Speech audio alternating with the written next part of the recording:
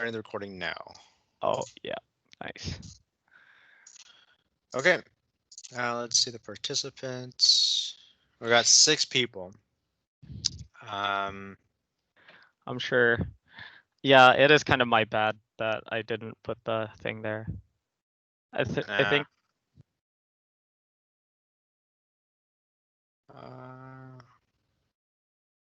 Is there? Hold on. Oh, there's a request to join option. Should I just spam everybody? Yes. Yeah. Okay. Oh no, people are coming on. Yeah, I think people are just slow because like it's early in the morning. I think we've got it nailed down though. Yep.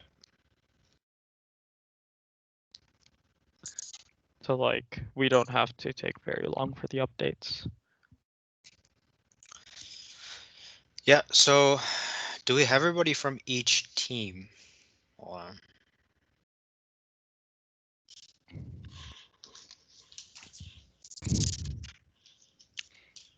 Okay. I mean, we can get started since we're recording this, and we can go from there.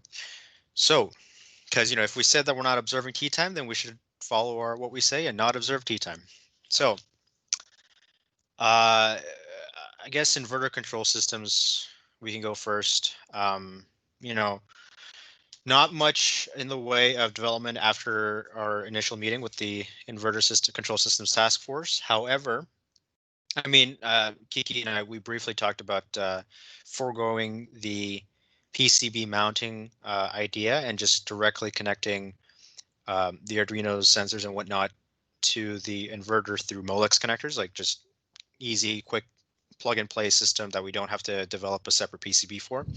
So that's kind of what we're planning to do regarding that. However, we still need to, Kartik and I still need to figure out a way to design the pre-charge circuit to work with the super low gauge, that's super thick wires. So I'll talk to Kartik after this or whenever you're free, because I know you've been busy with second year EC. We all know the stories. So I'll talk to you. I'll give you an update after this, but that's kind of what we're doing on the control systems, inverter control system side of things. Kiki, any comments? Anything you want to? No, not really. That sounds good. All right. And then next up is charging systems. So I think Rayan's here. And who else? Is it just Rayan from charging? It's Rayan and Esther. Yeah. Esther here? Yes. Esther, Okay. would you like to mention? Yeah. So we looked into the different power supplies that we could use for charging, and we realized that from our research that if we want as little, I guess, human intervention as possible, as in we just want to plug it in and leave for the day, it's most likely that we need a balance charger or just a charger, or else we wouldn't be able to do that. Also, yeah. Oh yeah, you keep going. Keep going. Sorry. Oh, I'm just saying that unless we find like a very specific type of power supply that that supplies a maximum current smaller than our battery's maximum charge current, and with a voltage that is matching the voltage of our batteries, which is 29.4. It's very specific. So I found something that could work, but it's most likely that we're going to need a balance charger. And Rayan and I are meeting later today to kind of finalize on our power supply. So the batteries have a balancing board inside. Like they have a BMS that has balancing feature.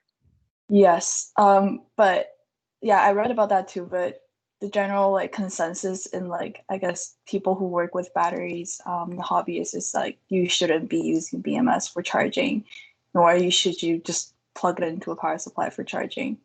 But yeah. I Okay. know that we have a BMS.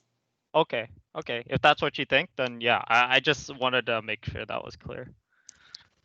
Yep. All right. Yeah. Awesome. This Okay. is why we have you on the team. Good job.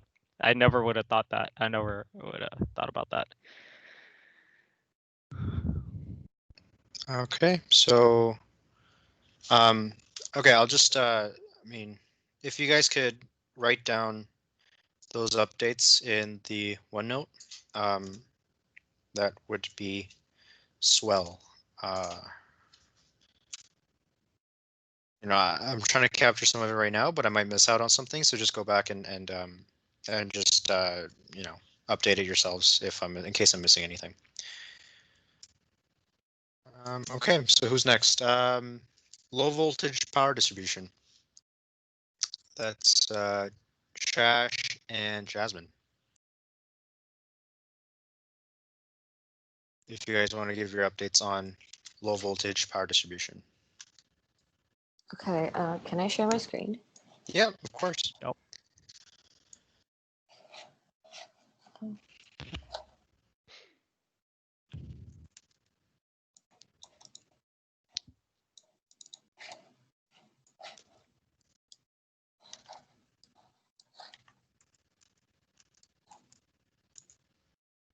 Okay, so for us, we got more options for the converters, and we haven't really finalized which ones we want to use yet, but I've catted like, because they look fairly similar, like all of them. So I've catted the 5 volts converter and the 12 volts converter.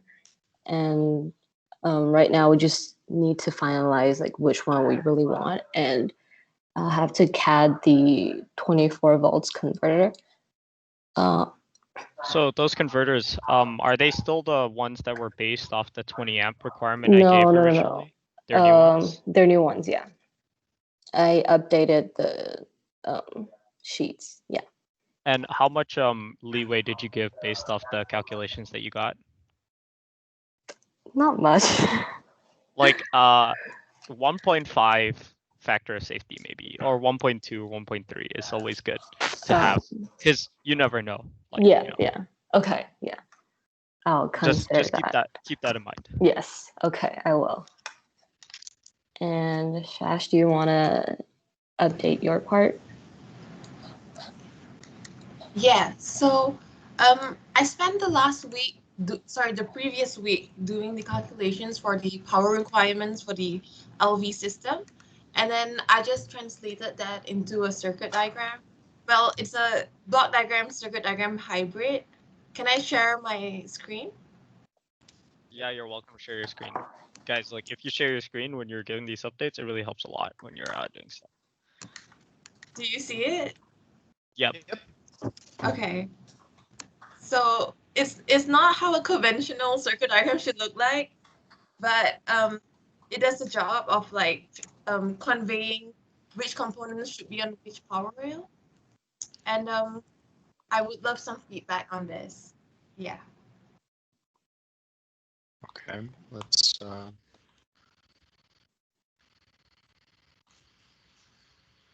12, 24.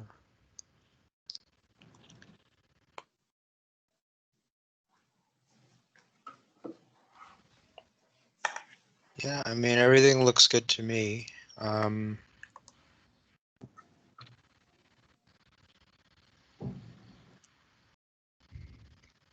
So if anyone has experience with like you know, electrical connectors, well, keep sharing that screen. That was Oh, good. okay.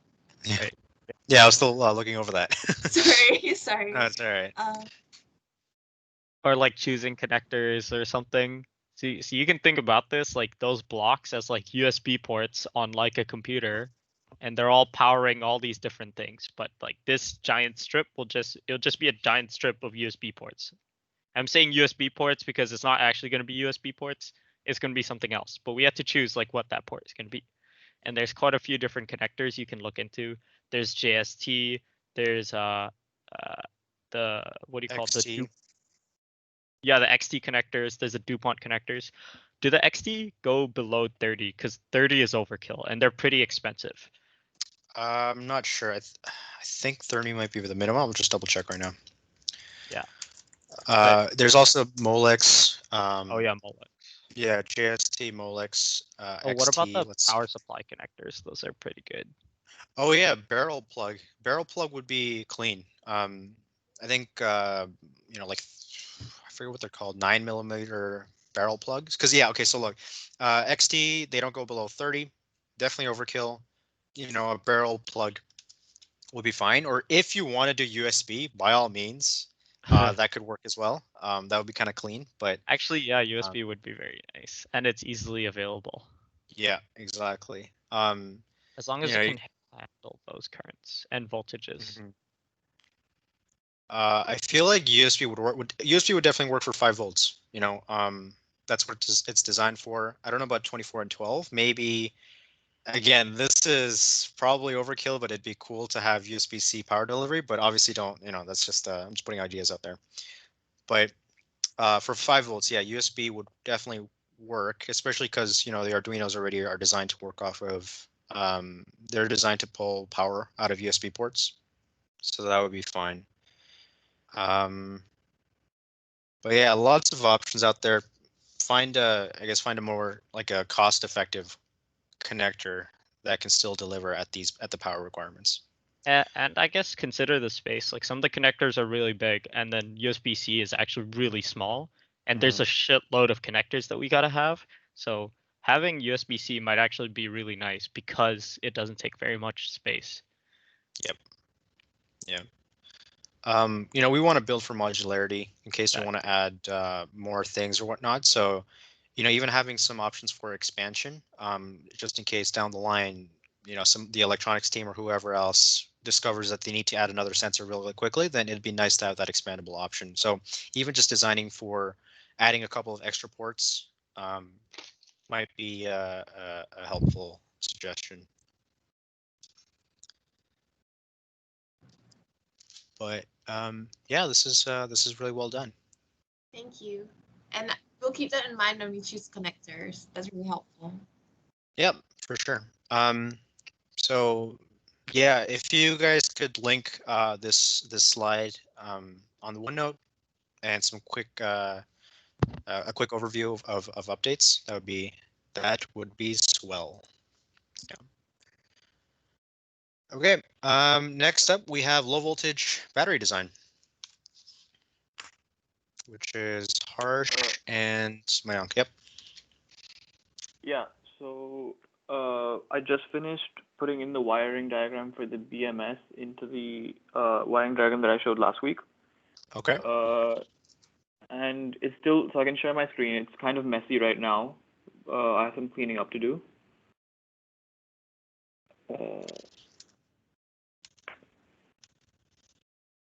Yeah, so it's a bit messy right now. I have some cleaning up to do, but when I get that cleaned up, my uncle is gonna add all the sensors in the Arduinos that we have, and then I'll start CADing it, and we'll be on track to finishing the CAD by as planned as this month. Awesome. Really good. I'm happy. Yeah, this is coming well. This is coming along nicely. The one thing you might want to check is, so we have a spreadsheet called like BMSs to consider, and the way that they're actually wired, depending on the BMS, might be slightly different. So some BMSs, like the one that, the one like you drew, the positive of the entire battery goes into the BMS, and the same with the negative, right? And then the way that you would interface with it would be the positive, and like then there would be like 2 other leads like on the board that you just like connect. That's your like source, your load or whatever, or your charger. For some BMSs, and I think the one that we're going to use, the positive terminal comes out entirely. Even it connects to the BMS, but it comes out entirely. And then the negative terminal connects to the on the BMS as a B minus. It will connect to the most negative terminal, like your ground for your battery, essentially. And then it has a positive terminal that comes out.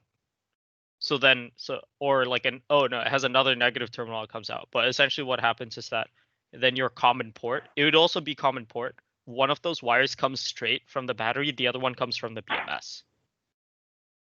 Okay. I know it sounds a little confusing. I will send you a thing for that. Yeah, where's the Excel sheet with the list of BMSs again? So you should, yes, I will send you that Excel sheet. It's called list of BMS to consider. I think it's in our Google Drive. Okay. If it's, Okay, yeah, I'll check it out then. I'll send you the link for that too. Sure, thanks.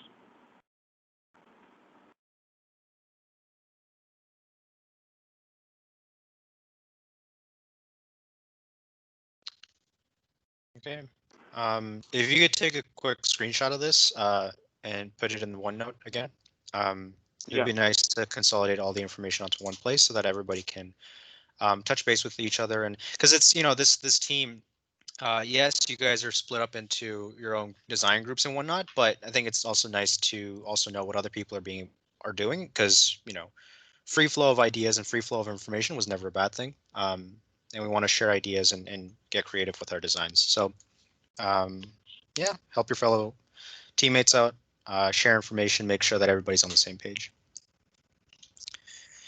And then last but not least, high voltage battery pack, Kiki and Brian. Okay, so I have just ordered the BMS, well, one of it. You want to test to make sure that it actually works and does the things that you need it to do before you go ahead and order 10 or more of those, which is what we're going to have to end up doing. I've ordered the balance charger, I've ordered a bunch of stuff, and that's all been, most of it's been delivered. I ordered 2 of the power supplies, they're still on their way, and then we can create some sort of circuitry, use a balance charger for that. What else? What else? Oh, there's a bunch of I don't know if any of you are into CADing work. We started working with the baking team, and I'll actually share my screen here. I'm gonna share my screen. I'm gonna open SolidWorks. So there is a small problem with the pod, and so a bunch of stuff has to get moved around. The high voltage battery modules are gonna get bigger than what it is right now on the pod, just because of all these protection circuits that we got to add to it. But it also has to have we need to redesign those actual modules. So the ones that I posted in the Teams chat is like kind of similar to this, not quite. So the BMS changed and it's actually bigger now because of the power requirements changed a little. And now what we're trying to do is move these parts around. So there's these 4 components on here that sits on the side of the battery. We're trying to fit them in as many configurations as possible onto like the underside of this or wherever on this battery, so that the overall, when we put all the 10 packs together, they're gonna like not take up so much space width wise, because right now they do that a lot. And we have a lot of clearance vertically, so maybe putting them underneath or something like that. And then there's actually this cage that goes around them. I moved it down so I could work on this, but yeah, you get this thing probably moves. I can move it. Move. It like, ooh. I can move it, and then instead of free drag along, yeah. So it kind of like, so it will sit inside, and then you can see here, because this thing now got bigger, I gotta make this bigger. But yeah, this is just like a cage, but it's going to be like an actual, like, it's gonna be solid. It's just made like a cage because that's how Hamza made it, like really quick. And this is going to be plastic or metal or what is it? Yeah, it's gonna be 3D printed. Okay, awesome. Alrighty then. And Brian, you have any? Oh, I don't think Brian's here. Nice. He was supposed to make the Elegoo Arduinos, which are like the knockoff Arduinos we got, to be able to communicate with each other. He's implementing I2C at the recommendation of electronics team. If anyone has experience with I2C or wants to work on that, get into contact with Brian. He will greatly appreciate it. Yeah. And okay, so I think that's everybody. Sarah, any last comments as Six Sigma operative? Wait, Sarah, maybe you should introduce yourself to the team Yeah. and how you can help them and how they can help you. Yeah, so I'm like coming from the Six Sigma team. I thought that, well, I figured that sitting in on your meetings would help me figure out like what stage you guys are at and like where you need to go. So if you guys need anything with regards to like booking anything or like you want me to help you figure out a timeline, like make you a little Gantt chart or whatever, just like let me know. But yeah, I'll probably be bothering you guys a little bit just to figure out like this Gantt chart. That's good. It's good to have a project manager keeping us on track. So, yeah, but do you have anything to say for this meeting? Any potential conflicts or issue points?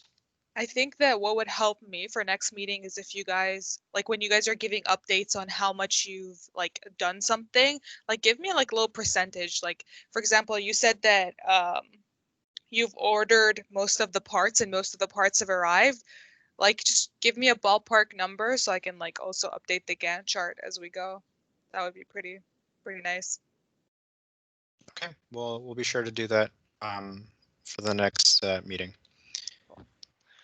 Yeah, we have an inventory that we're actually working on right now. If you want to take a look at that, that has an inventory of all the things that we've bought. Okay. Yeah. Is it on the manufacturing plan? Is it... No, it's like separate, but like the components should match up, and I'm hoping it allows to like track our stuff. So like if different people go into the lab for manufacturing, we know, oh, we gave this component to so and so, they should be returning it at what time. Like some things we only have like one of, you know.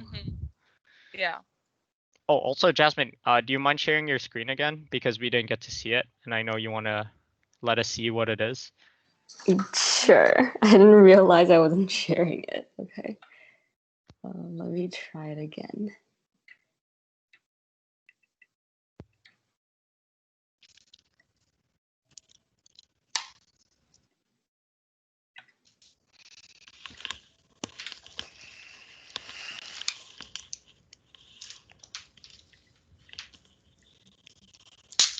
Can you guys see it now?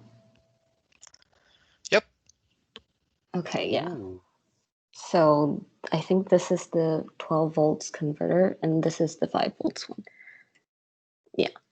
And I just need to CAD the 24 volts one. And I think we're good. Yes. Very nice. Okay, that's it. That's good. Fancy. So yeah, we will start with these, and then you can do the connectors and all the other components, like the wiring block diagram that Shash drew. That's really good. And so Shash, actually, if you want to know how to use Easy EDA, like that, the thing that I was telling you about, what Harsh showed earlier just now, that's Easy EDA. So if you need help, he knows how to use it. It's not very hard. Yeah, you can ask him for help too. All right, I'll do that. And yeah, really good progress, guys. If really like it. This Yep. is what this is. We're rolling here. Like, look how fast that meeting was. It was only like what 22 minutes. Yeah. Yeah. 26. Well, we started at 11, but not really because we had to wait for people to get on. So, All right. 22. 22 minutes. 22 minutes. Yeah. And everybody's been doing good work. Again, if you have any questions, you need help with anything, feel free to reach out to me. Feel free to reach out to June, or like anyone on the team that has the experience that you need. If you're curious about what other people are working on, to reach out to them, ask them. You have a great, very talented team here. Yeah, there's tons of great resources. The team is our greatest resource, so might as well use it. And yeah, no, keep taking ownership of your respective projects. It's good to see that you guys are really taking charge and kind of running with it. So let's keep up the great work. Okay. And I think in terms of updates, that's it for today. So All right.